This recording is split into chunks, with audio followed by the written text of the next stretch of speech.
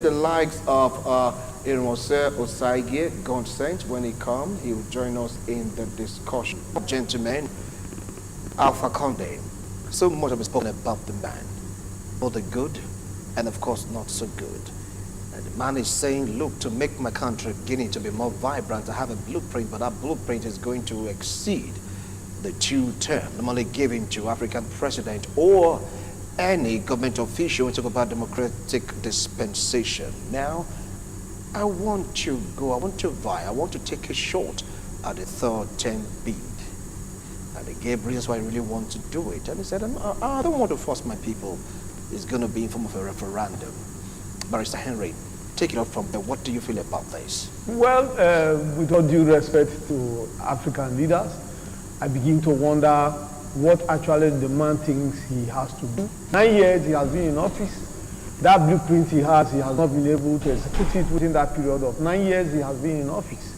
Now that his tenure is about to come to an end, suddenly he remembers that he has a blueprint to enable him do that which he has failed to do. To me, if you know he has a blueprint, what stops him from giving it to the incoming president to continue? A man of 81 years of age, I don't know what he thinks he has more to tell the people. But I see it from the angle that usually African leaders, sometimes some of them feel that within the power question that what is he going to do that he has failed to do, that he wants to do in a long duration of time. But I know that the people of Conakry, the people of Guinea, as it were, will never succumb to them. Thank God that the politicians, the activists, as well as some other leaders, political leaders, are doing the needful to ensure there is enough sensitization of the people to enable them know that that which the man is talking about will never be for their own interest. And I know that he will not succeed. You know he will not succeed. Because right now he said he wants to push it to the people. Comrade, sir, yes. What are your opinions on this? Well, from the name Alpha Conde. It's Alpha but not the Omega. Let's start off with that. So he might have a blueprint. That blueprint might be in a way trying to help the nation grow faster. Judging from the point of view that they have had military interventions all this while. The military head of state has been there for so many years until he was put out of that place in 2008. And that paved way for him to come in 2010. So judging from history, the present president should understand that there are a lot of people lined up that have better blueprints. Maybe the type of blue is sky blue. So you might have a barrel blue, turquoise blue. So no matter how good your ideas will be, it's not at this point in time that you have to vacate office that you want to amend the constitution. That in itself is treasonable, because you're doing it with wrong motive. The intent and purpose, very questionable. And though he has not publicly said that he is going to contest, but from the handwriting on the wall, the UFDG, that's the main opposition party there, UFDG, they understand that this man is out for mischief. Now, protests, street protests, people are being killed, even women are coming out. Say, leave these people alone, stop killing them. If you have good intentions, then why are you also killing? Maybe apart from the 3rd term bid that might be amended in the constitution, maybe, just maybe killing freely will be part of the amendment. You want to bring up something good to the people of Guinea, and now you are killing the people you want to help. So it calls for some questioning. So looking at their year of independence, 1958, they're even older than Nigeria in terms of independence. So we expect so much from that country, but what we'll see is just an embarrassment to the whole of African continent. At the age of 91, you should be sleeping regularly. And that is not far-fetched from what we have among African leaders. At that age, I'm sure there are cabals leading that country. It's not that man speaking. They are benefiting immensely from that administration, so they are insisting, change this constitution, change that constitution. His birthday is 4th of March. His own birthday, 4th of March. Maybe he wants to make the public show on the 1st of March to have a week of birthday, for instance. an election that was scheduled to take place on the 16th of February, if shifted that legislative election to 1st of March, and maybe having an election and a public display of a new constitution at the same time. So the UFDG said they are not be part of it. So the Guinean spokesman for the president said whether the opposition party is part of it or not, they are continuing. So that goes to show that there's a second page that is not showing to the Guineans. If that, once to amend the constitution, is for the good of the country, then why are you going in this direction? I think I will stop there with the question. All right, now I will come back to you because you asked the question, why is it going in this direction? After all, he's 81, come March 1, he's going to be 82. And of course, he said he's going to have a referendum. Oh, March 4, sorry. Yeah, March 4 is his birthday, he's going to be 82. He wants to have a referendum March 1. And of course, legislative election also see that same time frame. And why does he really want to do it? Now, if you take a look at it from Alpha Conde's point of view, he wants to give power to the people. At least go ahead, make the decision for yourself. Is it a wrong turn, Barrister Henry Nwazo? Well, to me, the question still remains, does he have a genuine motive? He said he has a genuine motive. Who He wouldn't wants have to it? give power to the people. You might say that in actual fact that he's saying, I want to give power to the people. We know in this part of the world, if the referendum is conducted tomorrow, they have their way of manipulating. It's just like the normal elections you find in this part of the world. At the end of the day, why the people go out to exercise their franchise? Some certain persons are already somewhere writing their own results as they want. So nobody knows if that is the intention of the old man, trying to do that, telling the whole world that, no, I'm throwing it open to the people. The same people he's saying throwing it open are the ones protesting that we are not interested. They have told it will not happen. That is the language. They use it as their Susu language, more fluid, that it will not happen. That you should go. It is up for you to leave when the ovation is very loud. You have been there for 9 years. You have done that which you claim you want to do for the people. But now you said you have a better blueprint, which you never remember when you started. Suddenly, at the verge of leaving office, you now remember that you have a better blueprint.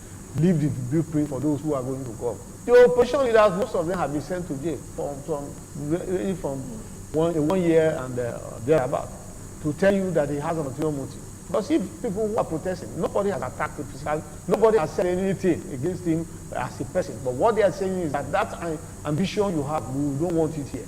We don't want to be like other African leaders, like Zimbabwe, like Libya and others, who at one point in time, Nigeria, you have their leaders trying to perpetually remain in office, claiming one thing or the other.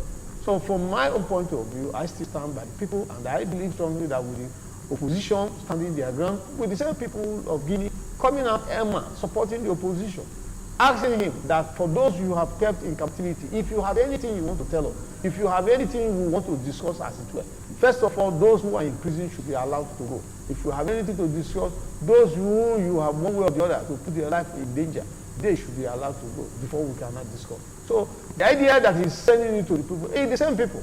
And they are not going to be different persons from the different Guineans. It's the same Guineans that are saying that for us to discuss, for us to actually look at the issue you have raised, you will first of all do this for us, ensure that there is peace, ensure that those who are in prison are released, ensure that those who are unnecessarily harassed, intimidated, and incarcerated, that they are let to go. So from my own point of view, I stand with the people, and I know by the grace of God, the people will overcome. All right, now he's talking about the people get to realize that some set of persons also, they are in support of what he's doing.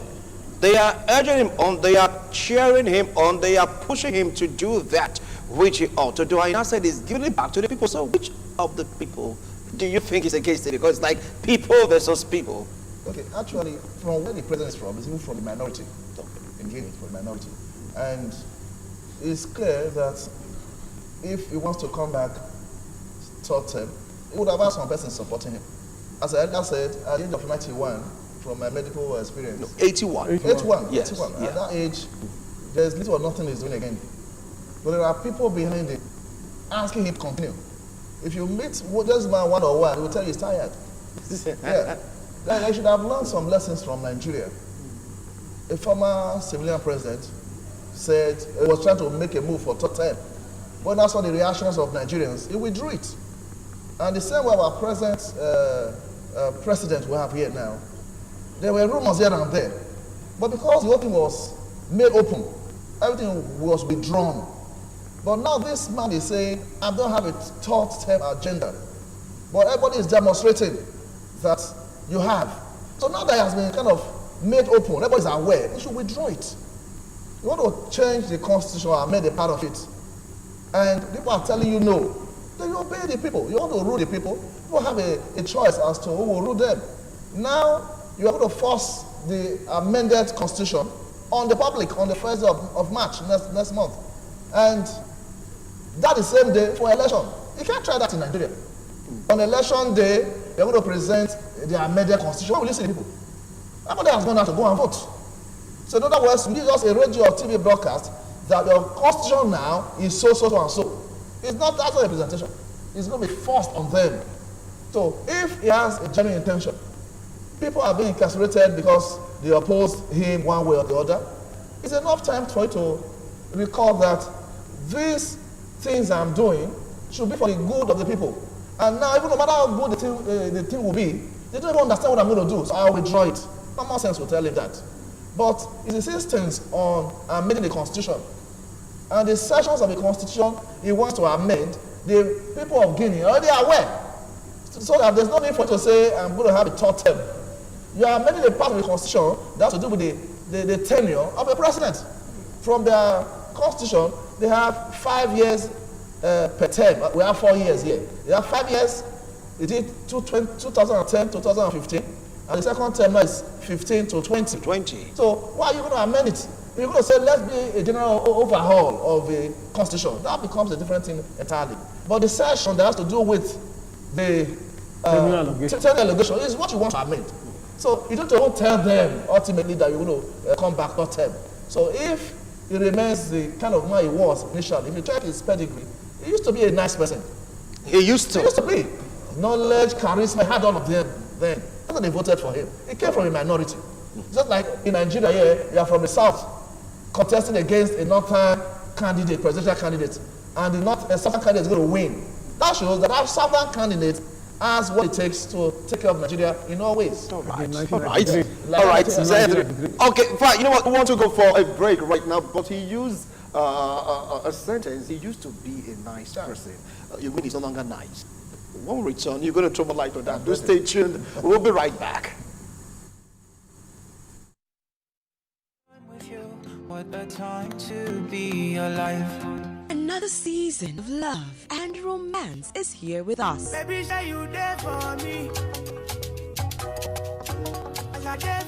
Come, enjoy this Valentine's special season at Independent Television and Radio's Couples Classic. I'm beginning to fall in love. Love has never been this beautiful. Show that special one in your life how much they mean to you. Come, discover exciting ways to rekindle your love and strengthen your bond. ITV and Radio's Couples Classic is an opportunity to make the Valentine's Day as memorable as possible. Date is Friday, 14 February 2020. Venue, Prestige Hotel and Suite, number 1 Ihama Road, GRA, Benin City. Regular tickets, 10,000 naira per couple. Table for 4, 100,000 naira. Tickets available at ITV Glass House, Airport Road, Benin City. This program is sponsored by KC Devices All-in-One Phone Shop. Sales of phone, laptop, CCTV, inverter, smartwatch, and accessories located at 68 Airport Road before Akenzwa Junction, Benin City, and Shop 68 Bobizwa Complex opposite Oba Market, Ring Road, Benin City, Edo State. KC Devices customer satisfaction is our commitment. Edo Geographic Information System, Edo GIS, 102 Sapler Road, Benin City, for your certificate of occupancy. Chairman on the occasion, Chief Barrister Felix Imoisili, former 2-time Chairman, Igweben Local Government Council, and Edo State PDP Chairmanship candidate. Special guest of honor, Barrister Ken Imaswagon, also known as the Rice Man, former Edo State Governorship aspirant. Apostle Dr. Dixon Agbowanite, General Overseer, Christ Mission Ministries, 6 Okunbowa Street, off Nomayo, Oba Sokumba Road, Benin City. Dr. Patrick Okundia, consultant, ear, nose, throat, head, and neck surgeon, and Honorable Commissioner for Health, Edo State. Honorable Nosayaba Okumbo, member representing Orienwa East Constituency, Edo State House of Assembly. Osae Matthias Obayiwana, Esquire, Benin-based legal practitioner, principal counsel, and head of chambers of Nosawema Chambers. Patriot Patrick Osage Eholo, president and founder, One Love Foundation, and observer general of democracy. Honorable Patrick Agbonkong, MD, CEO, Next Farm Nigeria Limited, and founder, Patrick Agbonkong People's Initiative, PAPI. This event is supported by Interdave Automobile Service for oven spraying, auto body filler, and panel beating. Number 1 Oyahilome Avenue off Ozolwa Street, the road after after Wando Filling Station, Ekenwa Road, Benin City. Final Eyes, Ice Cream and Lounge, 2 Ara Crescent, off Stadium Road, Ekenwa Road, Benin City. Telephone 0706 151 2333 or 0816 736 2842. Final Eyes, Tasty Treats. This year's edition promises to bring a fresh spark to your connection with several love games lined up, all for you. ITV Radio Couples Classic. Fire up your love life. Thank you so much for staying tuned. It's all about the constitution referendum that will be taking place in Guinea come March 1. And Alpha Condé, the president, is looking for a third term. That is the part really want to twerk to get what he wants to come into fruition. I've introduced him already. He just joined us right now in the studio. God sent Ermose Osaigi, a very vibrant youth. Welcome to Africa Discourse. Good afternoon, sir. Good afternoon, viewers. Yeah. Pleasure again. I believe you owe him an apology. Yeah, At this time. It will be my last. Apologies 1,000 times. Please forgive me. All right, now, a barrister, he used a sentence, he used to be a good man. But don't look at this man, because take a look at the history of Guinea. Since he came into the scene, he has provided stability in the country politics, economy. You just name it to the extent that they have this time of the years because of the wisdom and knowledge of this man. Don't you think he deserves a third term? Well, to me, he does not, because constitutionally, as it were, he has 2 terms to go. Age-wise, the man is no longer at his prime. A man that is 81 years of age, I know at this age he's supposed to be relaxing, no longer taxing his brain on what to do and how to go about it. What about wisdom and experience? Well, it counts, but at this point in time, the experience and the wisdom he has should be used by those who are younger. He should be able to tutor them on what to do and how to go about it. Because his attitude now shows the usual character of some African leader who at a point in time, you have done so well, beautifully well for the country, you have been able to take them from nothing to something suddenly because of quest for power. Or sometimes you discover that it might not be the man that is speaking. It might be those who are benefiting, and they are now looking at it that, oh, if this man leaves office, that which I used to benefit, I will no longer find it there. They might be the one who are playing the drums for him, asking the old man to remain in office. If you look inwards, try to question him maybe from his wife, or you will discover that the man on his own part has done well, he wants to take a bow. But because of those who are benefiting, they will continue to put pressure on him. He's a good man, no doubt about it, but the way he's going now, one thing you should remember is that the people for now, they have loved him, they have welcomed his ideas, they have worked with him to ensure that he has done so beautifully well. But now that he's treading a path of destruction, the people will not want to be part of it. And to me, I believe that a reasonable person, we should take a bow now that the nation is over. All right, God sent. I believe that you've done your research, and of course you've listened to some part of our discussion while you're out there. What do you feel about all this? It's like the people versus the people. The people are like saying, we don't want you. Why he said he's going to push it to the people to see if they re-elect him or put in that position to go in there, to change the constitution in a way to make sure that he has a shot for the third term bid. Anyway, again, like I would usually say, it's sad. But what bothers me most is that in the Africa leadership practices, it seems like our greed and nature, our natural tendency to cleave onto power is unending. Okay? If you look at Guinea have not done so fantastically well, even economically. It's not as if there is one special record that is putting Guinea in the front corner of the world, that maybe is one of the emerging markets. But be that as it may, one of the fundamental questions that the ordinary Guineans may like to ask, and an ordinary African person, is why do our leaders always want to bypass or, disturb the system for selfish interest? If a man has served for 10 years, what are you bringing to the table that you have not brought for that 10 years? Continuity. That's what you're talking about. Listen, what is continuity? Let me say this. Nations are built on systems. I want to say nations are built on systems. If we value systems, we will not think that there are some nations today that can never be like Nigeria. If you take a goat and put him in America or some other countries, you'll be shocked at the performance. If you take a Nigerian and put there, Why? Because there is a system in place. Development, growth, and what have you thrives on systems. The reason why many times we don't see these things as evident in Africa is because of our greedy and selfish nature. Now, the point I'm trying to say is that there is nothing special that home there can do that somebody else cannot do. Now, let's bring this to a very realistic table. If I have a company and a 70-year-old man is telling me he can attend my company, I will tell him to go and change his house first or go and rule his house. Because he's gone.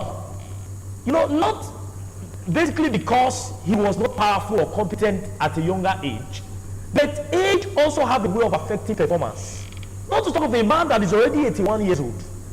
You know, and this is my trouble. My trouble is it continues to be like a recurring decimal in Africa. You see a situation where different African countries, we learned of the Mugabe issue and some other African leaders that had to be forced or ostracized out of power. Does it have to come to that? Even in our own country here, there was a time a president felt like he's the only messiah and was pushing for third term. There was also a time this president had to come aboard and say, I'm not contesting again, please leave me alone. Because we have a lot of sacrifice. But we live in an African world today where greed has taken over. We live in a continent that is suffering from greed. It's what we call power greed. Our leaders are basically so much intoxicated by power that the old cargoes, I always like to say, part of our problem in the continent of Africa is what the people I refer to as the old cargoes. There are people that think that Africa is their birthright. Probably because they played some significant role in ensuring independence. And then what? If you give us independence, okay, at age 60, 65, you should be playing a mentoring role. That is part of the code of living and existence. At 65, you should be having mentoring platforms and leaving the stage for the young chaps to start coming up. Let me tell you what's going on currently in Dubai. For what Dubai is projecting for 2030, I mean, it's amazing their projection in terms of ICT development. It is a 24-year-old boy that is championing it, that the government appointed to champion that cause. And by 2030, it is going to be amazing. Dubai is going to be like a country that just fell from another space, came from another world. So what are we talking about? So for me, I have always advocated that the entire leadership of Africa has to be overhauled. Our problem today is with our fathers, because they have forced the wrong values down the lane, down the pipe. See, let me say something. If you allow power to corrupt you, it can corrupt you. And let me also quickly say that they have been able to force the wrong values, and now these wrong values is showing off in the youth. So it's easy for them to say, even the youth are not ready. Then what example have they shown? One man is just like what happened to Muammar Gaddafi before he had issues and all of that. I don't want to go into details. But no one man is a hero. There are people that are better than him. And to cry out loud, what does an 81-year-old man still have to do there after spending 10 years? And this was the first democratically elected president of that country. So what's the future for Africa? Besides Guinea-Bissau, is something that is currently going on. We just rounded up an election. The next thing is people are already talking about 2023. We're already seeing people coming up and saying people are forcing me to vote. Is that the issue? We seem to have lost the sanity of existence in leadership. All right. So what we have in Africa is not leadership, it's rulership. You have people that are greedy, people that are power drunk, they are suffering from power addiction. And I think that's the problem. Okay, I will come back to you, talk about power addiction now. Mike Pompeo, he was there, he saw everything, and he just went on his Twitter page and tweeted, even if there's going to be a referendum, it should be peaceful. That means, in a way, they don't really have anything against it since the people will be involved. What do you feel about this? Well, people are not involved. But they said they want to be involved. Yeah. And from what Abacon, they said these are just opposition that don't like his government. That's why they're protesting. He said not everyone is protesting. You are seen on the streets. It's not about political affiliations. They are looking at their own country as an entity. It's not about politics now. It's not maybe one party against the other party. Even within his own party, they are not even comfortable. Do you know the exchange rate of the Guinean franc? 9,500 to $1. They are suffering. So how many are they? 13 million persons. Average 13. Otherwise, there is 12 million and something. You can even control 12 million plus. People are suffering there. So the influences I see are both within and without. Within, we have been discussing all this while. But Russia has an influence in that country because of the mineral deposits. Otherwise, Guinea is largely an agrarian country. The minerals they have there that Russia is interested in, and this man seems to be playing along with Russia. In business, you see people that are favorable disposed to you, therefore you move towards. So whatever Russia wants now will be the what will take place in Guinea. Russia is ready to ensure that this even remains. So the influence is not just within the Guineans. Russia has a major role to play there. So whatever blueprint you have, as we have been saying all this while, the next person can continue. It's a battle. You don't just rule and down on it. It's no longer glorious. Let's say, okay, an elder statesman, a former president, as we have in Nigeria. Nigeria is far better than Guinea in all ways. So we have our previous president, and as our brother has mentioned, he's the first civilian president. He should lay a foundation such that subsequent presidents will, let's draw inspiration from Alpha. Now we are Omega. It's just Alpha. He has forgotten that it's not Omega. You are dragging for a thing, they don't know what the next day will hold for you. This process already is challenged. Election was made for 16th of February. You have moved it to the first day of March. And that's the first day of March of election that you will present the new constitution, the amended constitution publicly. Does that make sense? You don't have interest of the people at heart. If you do, you listen to them, protest. You want to ensure better life, or you are killing them. Women are joining, letting their voices. Stop killing the younger ones. You must create that space. You are 81, you are killing 20 to 40 years old. You will not be leaders of that country. So no matter how good your intentions will be, you listen to the voice of the people. He is not listening at this point. It's just like someone that you used to be very good, you pretended to be good. But now the true character is showing up.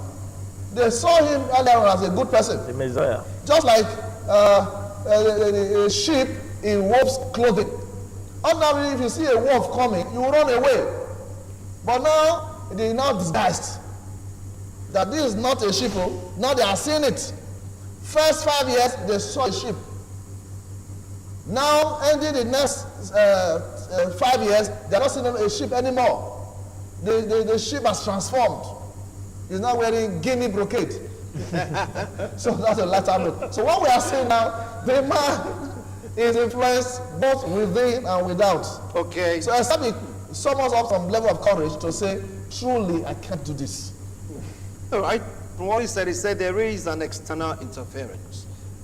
How true is that? Do you toe the same line with Comrade Frank Amigo talking about the interest of Russia and all other interests in Guinea? Do you feel that this is the first democratically elected president in Guinea? Yes, you look at, sometimes you find countries, especially international communities, they have their own interests. One, they want somebody who will always dance to their truth. Guinea is rich in basalt, and most of all these countries, they need them. And when they need them, they will do everything possible to ensure that the man who is at the helm of their affairs will be the one that will listen to them. So I know the truth, notwithstanding that you have pressures from home, you also have pressures from outside, those who are supporting. Because now that the crisis is brewing up as it were, you will discover that before you know it, certain persons will be saying that we will supply arms. That is what you find. United Nations and all the African Union, nobody will come out now to shout. Nobody will be ready to protect the interests of the innocent Guineans who have no hand in the crime, as it were. But before you know it, they begin to kill them. And when they begin to kill them, somebody will be ready to exchange some quantity of basalt with arms in terms of supply. You also find that these oppositions you are seeing today that are not armed, that are only voicing out their discomfort with the man's way of presenting issue, these same persons will begin to fight guerrilla war. And before you know it, the whole of Guinea will be destabilized. That is what you find. And I begin to say this, African Union, it is time. They are holding their meeting in Addis Ababa. It is time that we must tell ourselves the truth. We can no longer be waiting. Because these European, these international powers, they are looking for avenue to sell their hand. They are looking at avenue for them to test that which they have manufactured. They are looking for an avenue for those of them, those things they don't have in their country to go and get. That is how they entered Libya. South Sudan, they are there. Algeria and all whatnot. Because they have those minerals that they don't have in their part of the world, they are there to bring. We thank God that in Nigeria we have been able to, so far so good, be able to, notwithstanding the wahala that the Boko Haram and the bandits of recent that are creating. Government on its own have been able to manage it to some extent. If it has escalated, these people you find, is it not somebody that is harming them? You can imagine somebody, you can imagine that they are able to buy all those rockets and all whatnot. How much? Is it something that is usually you go to the street and find? Somebody somewhere is ensuring that this is a. So I believe strongly that you have some international powers that are interested in that which Guinea has, and the only person they can use in achieving their aim is the man who presently occupies power, because they know of the truth that a man who is 81 years of age, at this age he can no longer reason very well the way person who are younger will reason. They will begin to tell him those sweet things that you want to hear. And I know of the truth that the Guineans today, as they stand, they will continue to protest. It is a fact true that some persons are dancing to the truth. Those who are dancing to the truth because of their own selfish interest. It is the thing you find in every part of the world, even in Nigeria today as it is. There's some certain issues that government will do. Certain persons who would have been able to protest will not protest because they are benefiting. So that is the position. All right. Now, do you think that this proposal by Alpha Conde is a recipe for disaster? Is it too late to reverse? The disaster is already on now. We are already seeing mass protests. People are already being killed. People fundamental human rights are already being abused. For me, we are already in the disaster. Not only in Guinea, across board, across the whole of Africa. We are just mainly existing. So most of our people want to leave our continent. An average African today regrets that he was born into African land. Why I'm analyzing this is I think our leaders should go back to the drawing board. They are not thinking. We don't have people that are thinking. We just have people that believe that the rulership of the nation is their birthright. So they should hijack the system. All over Africa, look at them. Look at their age. You just look at the people governing us. Now, even when you compare to the Western world and say, there are also some other Western countries, look at the productivity. Look at the difference. You've been in power for 10 years. What can we show for it? More people are dying. I mean, beside Guinea now, I'm going across board. More people are wasting every day. More lives are being lost. You are not safe to travel in your country. You wake up, you don't know the next day. The people that manage to come back to your country to see what they can do, they are vowing never to come back again. Their children are, the only prayers some African children have now abroad is, please don't ever take me to that country again called this country, XYZ country, So it's time we go back to the drawing board. Granted, these people gave us independence, but we didn't get freedom.